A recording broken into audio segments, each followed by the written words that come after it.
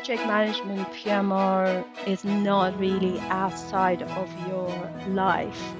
Whatever you do as a mom, you should be an enabler in the house. Not everybody see what you're doing, and then that is okay, because you will see that in your kids and your family. We as a human have two choices in this evolution. One is to resist on it and then just ignore it and then try not to seeing it as a wave is coming. And the other side is to find out the best way that upskill yourself and finding out how it is going to impact and it's going to make your job better. If PMOs keep themselves educated and ahead of the game, they can have a big influence. Rather than AI influencing PMO, PMO is going to influence the AI.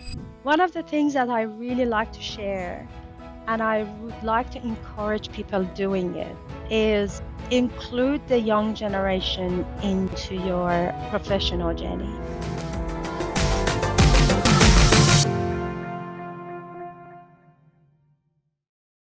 Hi, Zaini. You know, when you talk to someone who's been in the world of projects and PMOs for decades, you can tell pretty quickly if they've just been collecting years or if they've been collecting lessons. My guest today is most definitely in the lessons category.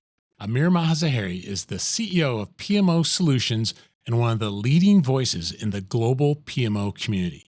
Her journey has taken her from growing up in Iran during a time of great upheaval to building a respected consultancy in Australia to advising organizations and leaders worldwide. In this episode, we'll talk about the lessons she returns to again and again when leading people and projects and PMOs. In fact, you'll hear how PMOs have changed since she first started and where she believes they're headed. We'll discuss executive communication, the influence of AI, and how she navigates leadership as a woman in a field where role models haven't always been easy to find.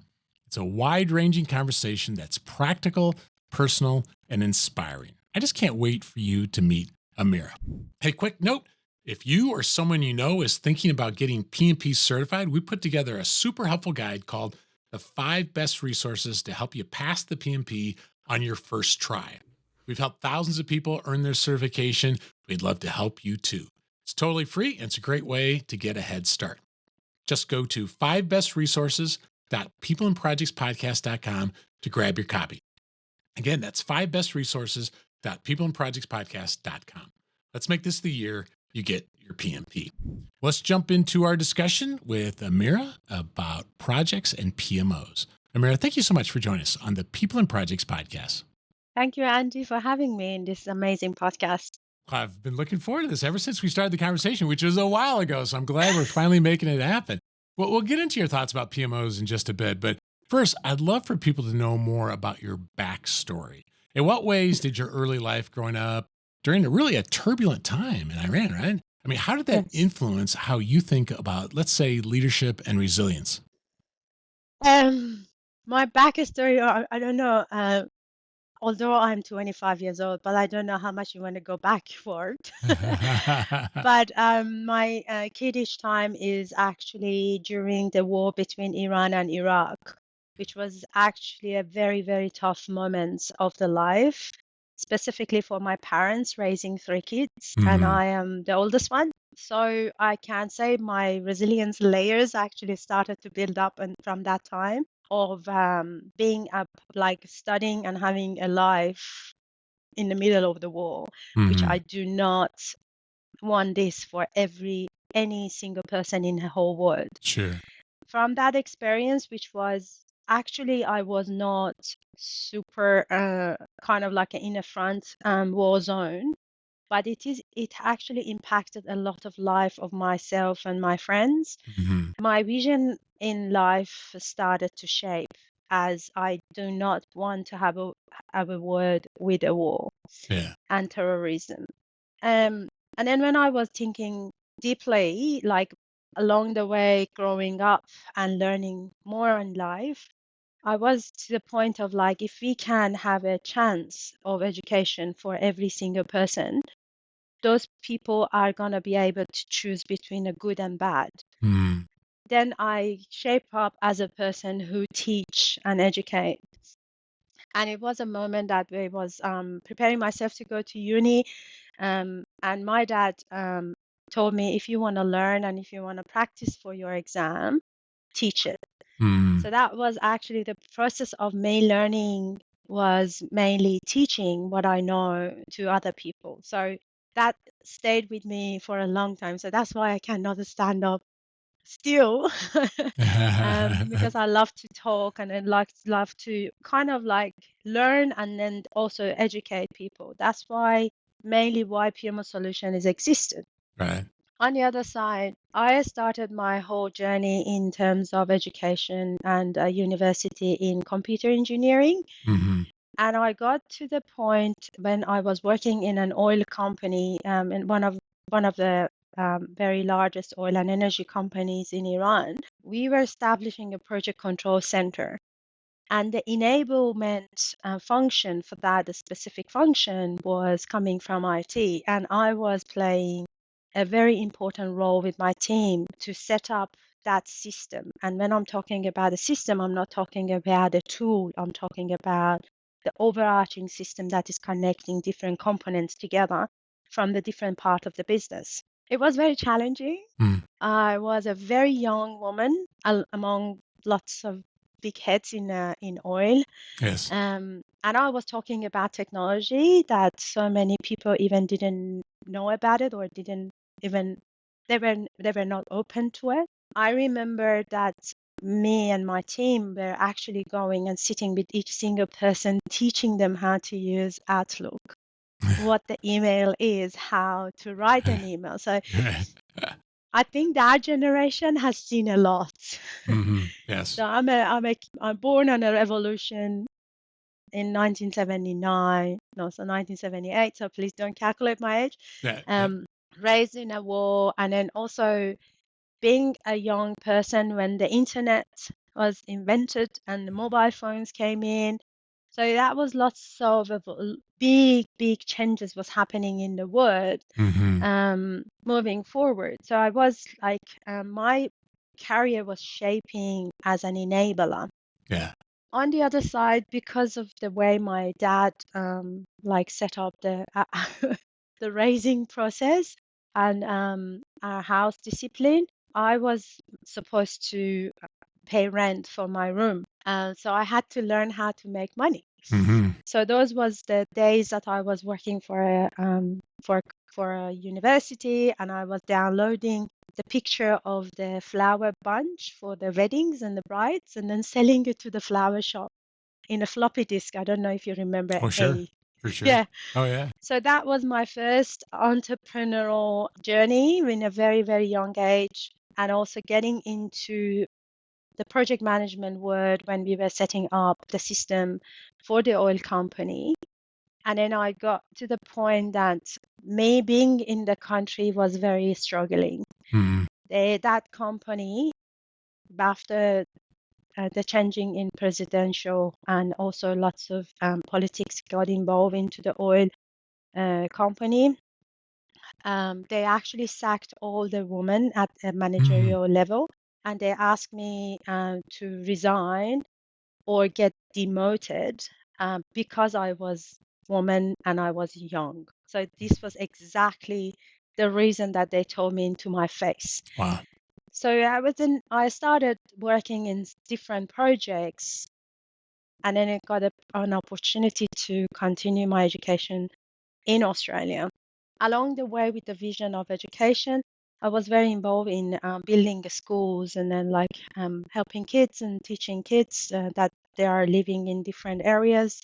So my job was actually going to different cities and teaching kids lots of things like arts, handwriting, math, computer, mainly taking care of those kids that they are struggling with are poor or kind of like a family problems or anything.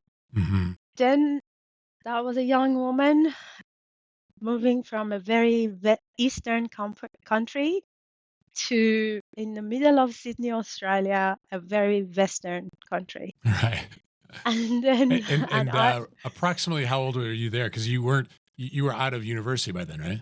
Yes, Yeah. I was 29 years old. Yeah. I moved to Australia with the permanent residency Yeah. and a skilled migrant. And I was nobody. When I moved to Australia, I literally was nobody in the middle of a big world, different language.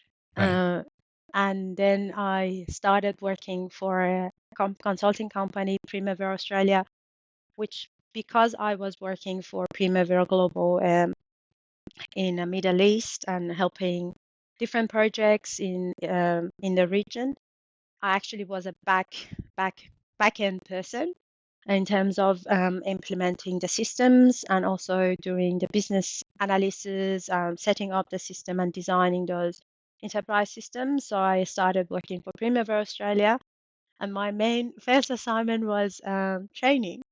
So I had to train Australian in project management, which my language, it was so tough. Oh, I'm sure. And Yeah. along the way, because it is, I don't know, everybody speak English, but for me at that time, it was so hard Mm. to convey the whole message. But also, I do watercoloring. So Mm. I started painting and describing the concepts in the room Mm. to avoid people asking questions. Mm. So that was actually making the concept to be delivered very in a simple way because I did not want them to ask a question and I get to the point of like not understanding what they were talking about. That's very clever. Yeah. Yeah, and Yeah. it was very interesting, but it came across very natural. Mm-hmm. So I can say during this journey, limitations are not always bad. It gives you that, takes you to that creativity zone, help you to learn, and also creating some like innovative way of getting out of the problem. Right. The main Right. thing is we should not lose our zone. I'm not saying I didn't. Yeah. I had lots of days walking in Melbourne in the streets and crying Mm. because nobody could understand me and I couldn't understand them. I had Yeah. my those moments as well. What I'm trying to say is, yeah, it is stressful. Yeah. Stick with it, have that stress, but also let that stress help you to find your way. Yeah, it's beautiful. I'm so glad you shared it because look where you are now. Like at those days, you never would have imagined you'd be so influential now, right? Yeah, and it is, it's still coming back to that vision of having education and Mhm. educating people anytime in any places. It doesn't need to you find a poor person to educate. Every single person, when you're bringing awareness and then trying to educate yourself, that is a help to make a world a better place to live. I don't know if the world is now a better place to live. I don't know. I Yeah. don't know what world we want to Mhm. live with our Mhm. kids, but I'm doing my best. Yeah. So PMO Solution started this journey from 2016 with the trust that my first project had to me, and I started shaping PMO Solutions with no understanding of what the business is, what is the what does the CEO mean in that term, Right. what are the responsibilities. Right. Right. And that was a very interesting journey. I started again educating myself and bringing my expertise into the place. And because of having those experience and expertise in a PMO and a project management, it gives you a time that you learn of what is the function of enablement, how you can enable people instead of doing the job, you can enable them to do the better or empower them to be better themselves. So my technology experience and brain, which never I'm always hungry about it, Sure. and my project management experience and getting into that world very organically married together and created a tech um, brain PMO person. I tried both sides in terms of the project management and the PMO side. I actually literally enjoy PMO side more because it's so evolving, Mhm. and because of my nature of growing up in lots of evolution and changes, it helps me to be creative and then finding the way and the solutions around it. Yeah. So that's why the name of the company is PMO Solutions. It's not services. Right. So we provide solutions in terms of enabling the business to be successful. I love it. There's so many lessons you could share, right, about how to do this well. But you've mentioned enabling a number of times. Can you think of just one lesson about enabling that you go back to over and over and over of either a way to try to foster enablement or encourage enablement or to get people to adopt the idea? Like, what's the example of a lesson? Because I think this is something a lot of people in PMOs would benefit from. Enablement is a very middle layer. Is kind of like a glue. My manager in Leighton Contractor, that I owe him a lot, and I have a lot of respect to him, Sir Robert Turner, told me your role is like a oil between the wheels. Mm, So the enabler is not a one that is seen all the time or getting and absorbing all the credit. It's the one that is sitting at the foundation of the business, understanding where the business want to get to and what the business is doing already, and then trying to find that architecture between different functions, different people, the pace of the business, the culture of the business, so different aspects, and shaping that oil between the wheels in the business. It's coming from that mother nature characteristic. So good PMO people are not the ones that are always saying me, right. I did it. There are those ones that are true leaders, that they actually give credit to the people that are exactly doing the job, but they are also in a background that helping them to do it, Yeah. bringing systems in place, bringing procedures in place, making them to learn by themselves, by tuning their understanding and their solutions with the pace of the business, understanding where the business is in terms of the maturity and how they can help them, how capable the business is. And they're very simple to say, but when you are getting into the practice, it's very challenging because it's so dependent on the people Right. element. Right.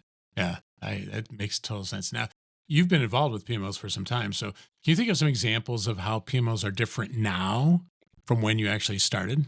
Yes, yes, actually, I don't know if you know if you have I'm sure you heard about the PMO Global Awards.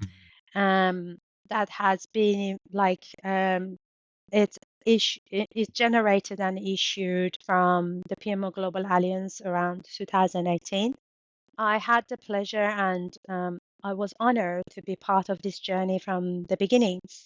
I don't want to go with my understanding and my concept, my judgment about where the PMO is, PMO where and where it is now. But even looking at the cases in PMO Global Awards and seeing the excellence in those years and looking at them now after 7 years of the Global Awards, you can see that the PMOs are now stepping up, and it is getting into the word. It's still a lot of work required. Mhm. That what is a PMO? Um, and also defining this function as a specific function in the business, not as a luxury or as a kind of nice to have, Right. or I'm a project manager, so I'm just gonna be a PMO to like they pay better, and then now I'm going back to the project management. So now they are recognizing as a specific profession, which requires a specific competency and a skill set. So, and then you can see the influence and the impact that they have in the businesses is now maturing as well. One of the person that who is talking a lot about the impact and impact engine is Laura Bernard. So she is always talking about the impact that the PMO is bringing. America is talking about the value that the PMO is bringing. PMO Joe is bringing the enablement that the PMO is bringing. So all of these educations, all of this upskilling, and all of this recognition, we are hoping that is helping the businesses to get to the point that recognizing the PMOs, that they must be the business strategic partner in the business. and not enabling the project delivery only, but also delivering the business success. From that time till now, we are looking at that confidence is increasing in the PMO space. We are looking at that people are getting more encouraged to get involved in this profession.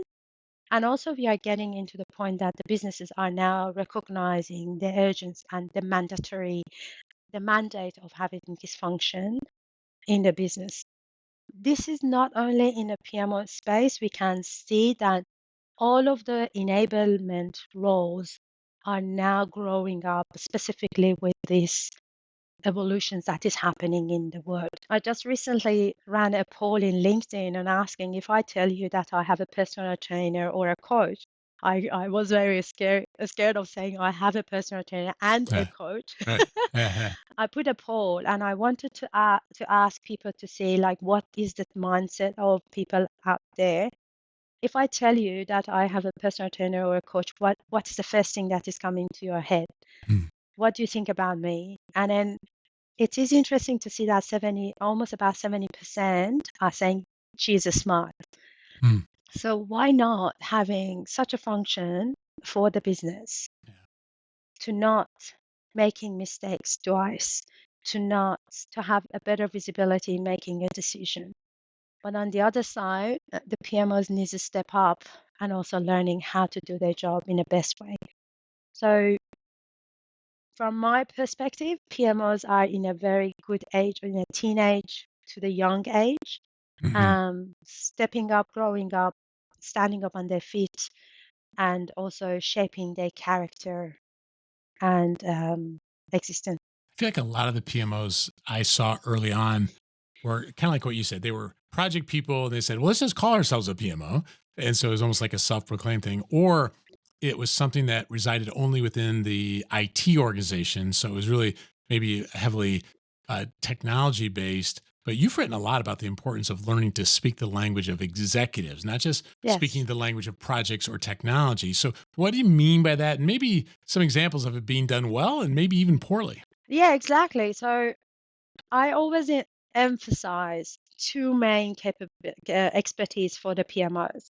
Be a tech-minded PMO, not as a person who is working in a technology project, but being a person who has a very good head space and understanding, a tech thinking, a logical thinking, a person who can see the pattern, a person who can see the big picture. So these are the skill set that makes your mind and brain as a technology enabler. On the other side, I always say like you have to learn the executive language because if you are saying that the PMO is the oil between the wheels, it's a glue between the strategy and the delivery of the business. So you're not a person who is delivering the work. Leave the project managers do their job. You're there to enable them. On the other side, you are not the person who is managing the business. You are the person who is enabling the strategic objectives execution. So you need to learn the language of how to talk to the executives. The executives are not the people that are interested to know that this project is in red or blue or amber or whatever. They want to know where this big ship is heading to. What are the risks? What is going well? What is not going well? So it is very important for the PMO people to be strong. It's actually a mandate in terms of the skill set to know what is the delivery landscape, which actually the majority of the PMOs understanding that, Mm, and what is the mandate and the language of the business. So how you can communicate and engage your executive to keep them engaged in the conversation, to keep them, to just make them listening to you and trusting you and having you as the enabler function in their own business. So that's the main reason that I'm emphasizing that the executive lingo is very important. we had a former Scotland Yard detective on the podcast. He said a really interesting thing that success leaves clues. I thought that was interesting. There's patterns to success. We can learn from those patterns and build off of them. I just thought for fun, it might be interesting to take the flip side of that. I'll suggest that failure leaves clues. And can you think of some patterns or clues you've seen in maybe potential signs that a PMO is at risk, maybe even without knowing that they're at risk of drifting to extinction? Yes, I've seen a lot of PMOs journey in my life because, as I said, Andy, I don't know anything else, but I know PMO very well. Mhm. We can see that when the PMOs are losing the balance between the reality and the expectations Yeah. of their customers, they get into that rabbit hole of the BAU works. Mhm. So one of the big danger that helps the PMOs to fail very quickly is to get involved into the BAU works and getting to the point of working as a firefighter in the business, not as a strategic brain in the business, not as a one that is thinking and providing the solution, but just the one, oh, you need a project management framework? Here you go. Oh, like not asking question. I know sometimes it's very annoying of asking question, but when you get the people and then are able to take them through that journey, when they get to the point, when they go through the like a finish line, they will appreciate it. You just need to keep them trusted and also engaged, which is the art of the PMO, of taking people from A to be with patience, with leadership, sometimes with some push, and sometimes letting them to make a mistake. So when we get to the point that we are just trying to make everybody happy, when we get to the point that we are looking at just trying to fix everything quickly, that's a place that is creating those failure points. But on the flip side, when the business look at the conversation and then looking at the connection and the logic between the lines, they will trust you. So it is very important to learn in every decade or every era what are the ways of making trust. Yeah. Um, I know it is important in any profession.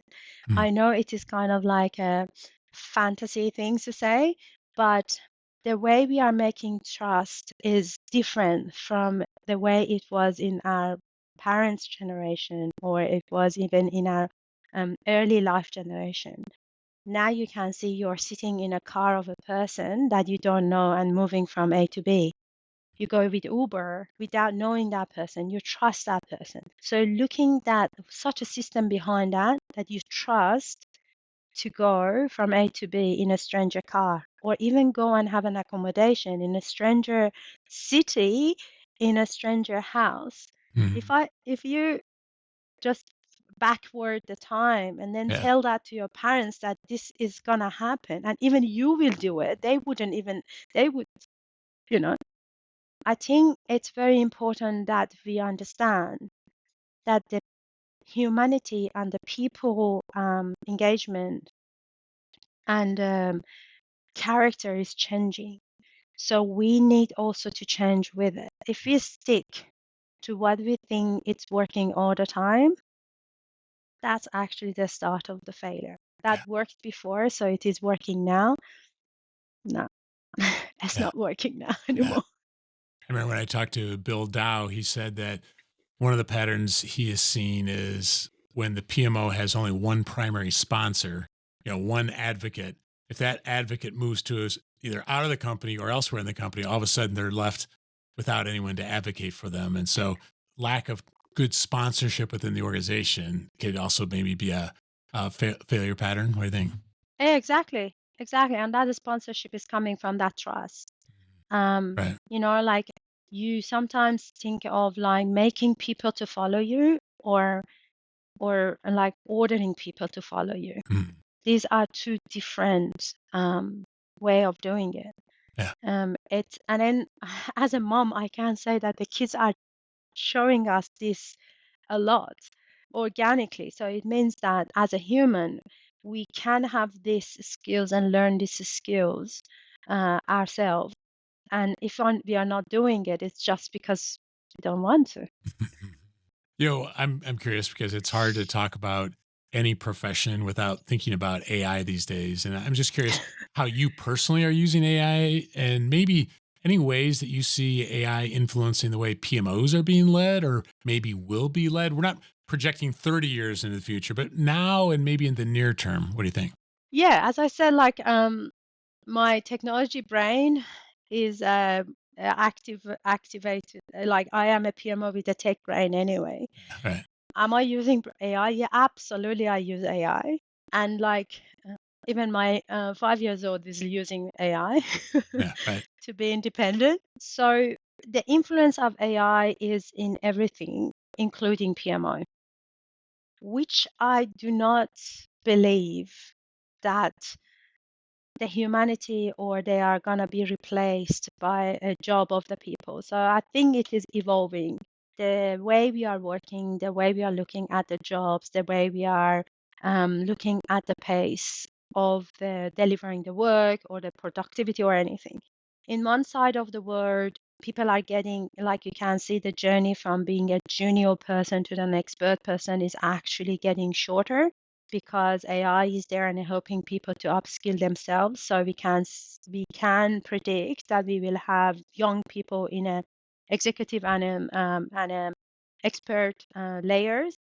On the other side, it doesn't devalue the experience of the other side of the generation that can help these young people to deliver the good work. But on the other side is like we as a human have two choices in this evolution. One is to resist on it and then just ignore it and then not try not to seeing it as a wave is coming, which actually the wave is there and you are in a wave anyway. And the other side is to find out the best way that upskill yourself and finding out how it is going to impact and it's going to make your job better. As a PMO person, yes, I'm also a founder of PMO Intelligence Solution, PMO is, which yes, we are bringing a flavor of the AI into the PMO world. Um, Again, with the vision of empowering PMOs to use their time and expertise in a better way, and also empowering businesses to get the job done in a quicker and a cheaper way. Yeah. That is helping the human to be a human. Mm. So, yes, I am very worried about it. And I can see, like, because we are forgetting about the human factor, we are actually putting a lot of people in danger. I've been in AI Summit, Australian Financial AI Summit this year. It was very heartbreaking to hear that the CEO of Telstra, CEO of Commonwealth Bank, these are huge organizations that are talking about a reduction of the workforce in 3 years. But I didn't hear anything to say, okay, what is going to happen to those workforce that is going to be reduced? How we are taking care of the mental health of those people that are getting impacted by AI. What are we feeding the psychologist and the therapist market with this? Or what we are exactly doing? Are we educating people through this change? Are we helping the business to go through this change? So I can see the PMOs by learning those executive lingo and also being a good enabler, they can be a force to help the business to go through this turbulence. And when the CEO is sitting there and then saying, I'm gonna cut 2/3%, 2/3 of the workforce of the organization, but we have this plan for those workforce, but this is gonna happen. So we are hands in hands helping together to save humanity and also upskilling people to go through this journey. And I say, as if PMOs keep themselves educated and ahead of the game, they can have a big influence rather than AI influencing PMO. PMO is going to influence the AI journey. Yeah.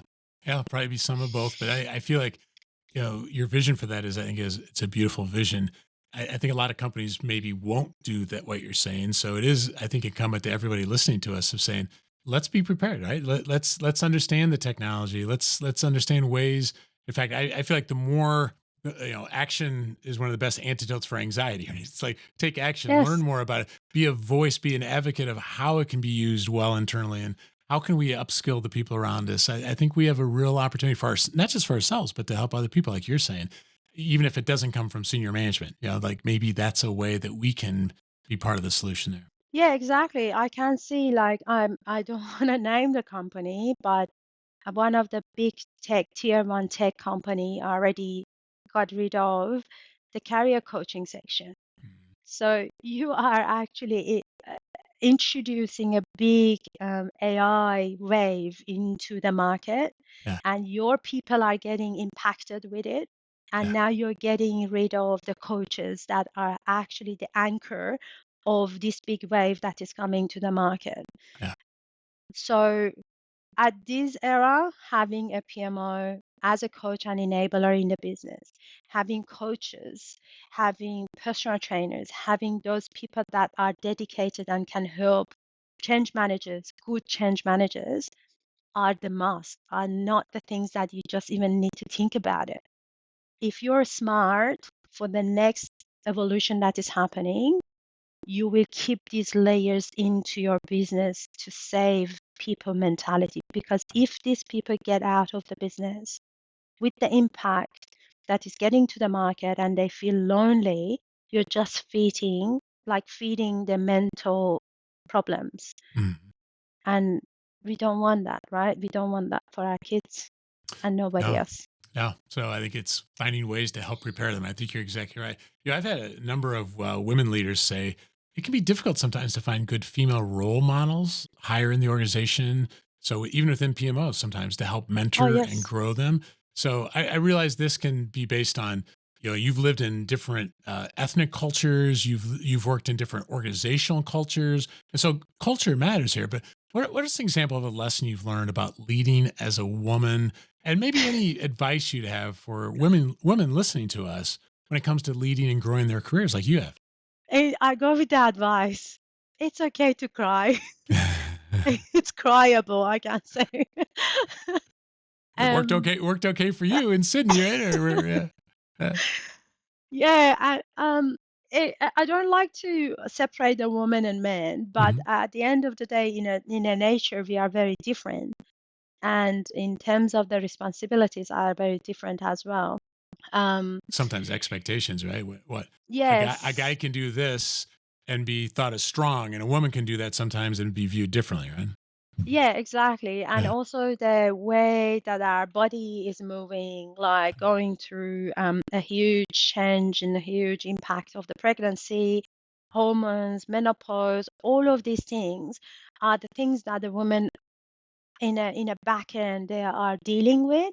And then on the other side, the societies are like talking about a woman's business models and all of these things. So they are pumping that persona without looking at it that that persona is carrying a lot in a day-to-day life. So like still in a school in Australia, if you are a mom and you are working very hard Mhm. and you're not involved in the school activities and daddy is involved in the school activities, people are looking at you are like, oh. But Mhm. if that is another way around, this is very normal that daddies are not involved and the moms are very involved. So I can say it was tough. The journey was very tough from the time that I was in my own country. It's a beautiful country. I can see that there are a lot of change happen after the woman life freedom. And I see that this gap is getting closer, but I don't know what is the solution. But I think the solution starts from each single of us to understand and also shaping the future. So, not making those personas of a successful person as a kind of dreamy, um, fantasy, but also having a very good balance between the expectation and the reality, and helping the moms to have the safe place and the safe brain, Yeah. relaxed brain to work and be productive. Mhm.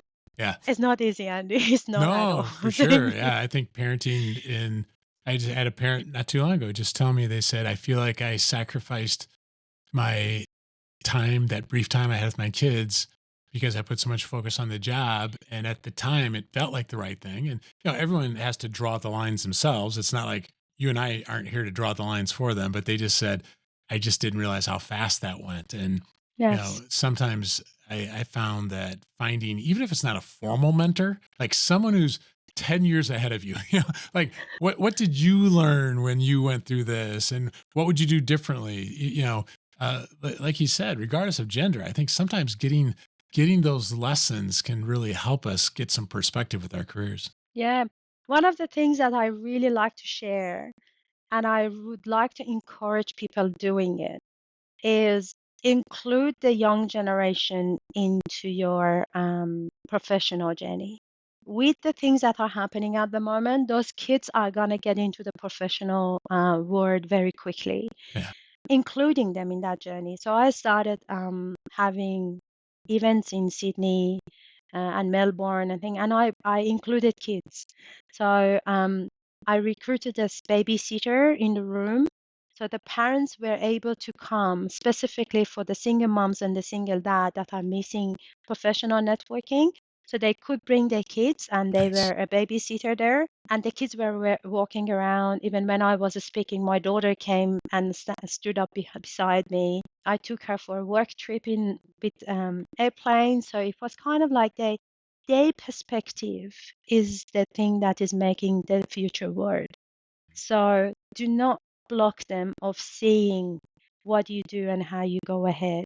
Yeah. Um, Take them to the office.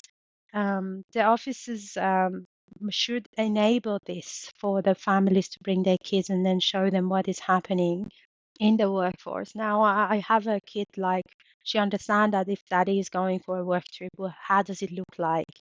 What is involved?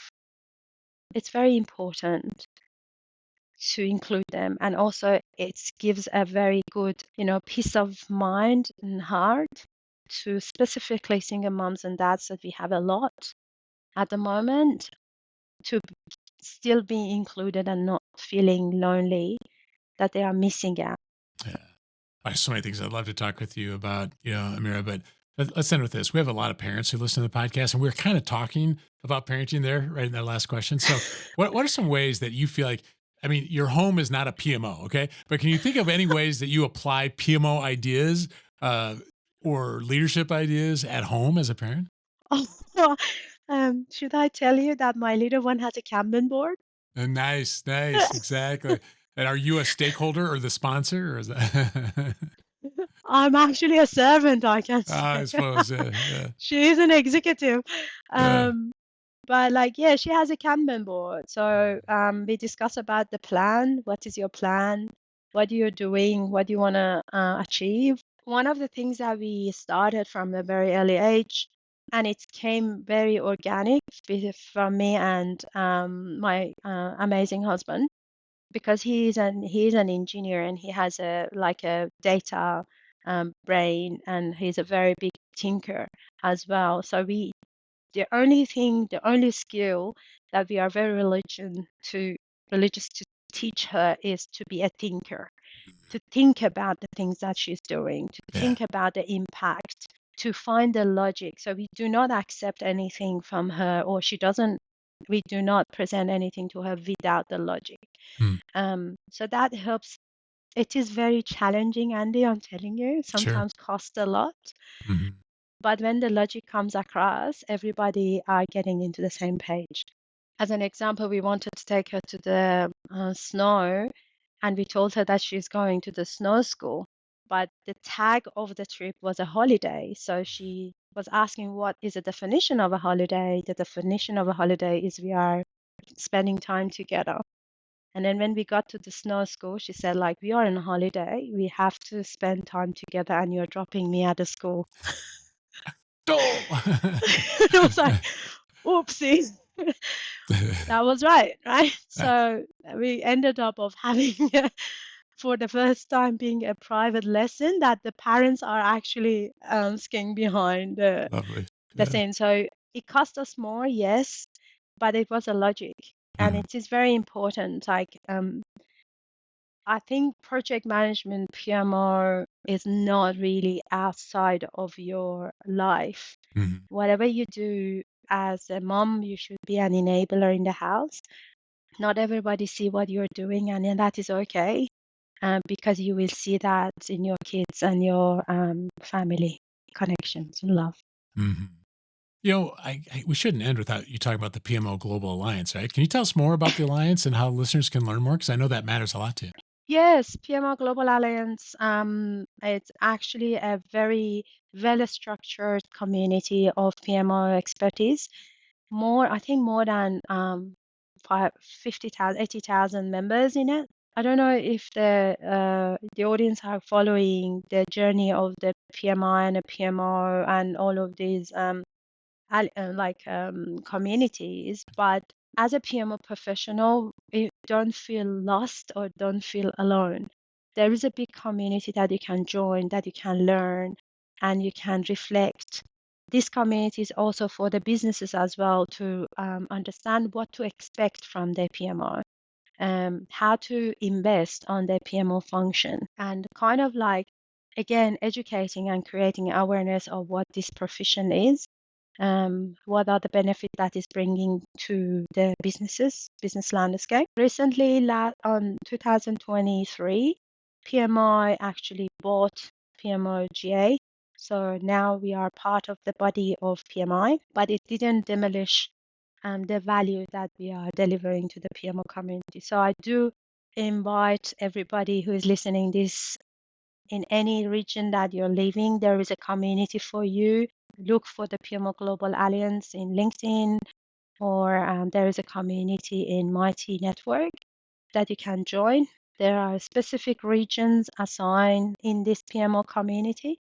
I have a pleasure of leading the Asia Pacific PMO community region with my team. So yeah, that's a very good place to get resources to educate yourself, and also for the businesses to understand that what does it mean and what to expect. Yeah, well, thank you for sharing that. And for those listening, I trust you've been inspired by this discussion. I think it's a remarkable story, Amira, of your life and your career and the difference Thank you. you are still making now and will continue. I recommend for our listeners connect with Amira and follow her work. I put links to her LinkedIn profile, her company's website, as well as the Global Alliance's website in the show notes for this cast. So, Amira, thank you so much for joining us on the People and Projects podcast. Thank you, Andy, for having me. Well, special thanks to Amira for joining us here on episode 483 of the People and Projects podcast.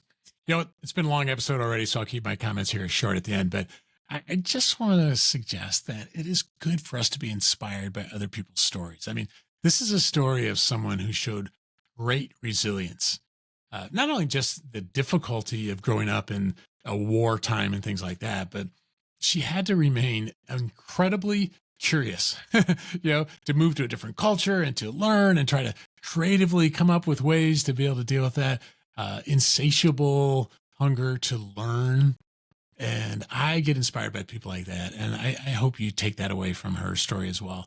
And also, if you're involved with PMOs or you want to learn more about, hey, what's involved with PMOs, make sure to check out the PMO Global Alliance. I think you'll find a lot of value in learning more about what they offer. If you have any questions or thoughts about the episode, I'd love to hear from you. You can reach me at show@peopleandprojectspodcast.com. I'd love to hear what resonated with you or any questions that you have about it. If you like more on this topic, I put links in the show notes to episode 436 with Laura Bernard. Laura's name came up in that discussion, and she is definitely a strong voice for PMOs, being exactly like Amira was talking about. And so if you'd love to learn more about PMOs, check out episode 436 with Laura. Also, episode 429 with Bill Dow. Both Laura and Bill are heavily involved with the PMO Global Alliance, and both of them will give you just a good perspective on what's working and what's not working with PMOs. So whether you're actively involved or you know somebody who is, and you're like, man, I think they could use some additional perspective, point those people to episode 436 and episode 429. And then finally, I'll point out episode 187. And what we did was I took some feedback and ideas from Peter Taylor and Bill Dow and some others about the state of PMOs. And what's interesting is they were talking about where things are at and then projecting into the future. Now, that was episode 187. Okay. So we're getting close to 500. So what would be interesting to hear is what were their projections saying back then and what are we seeing now?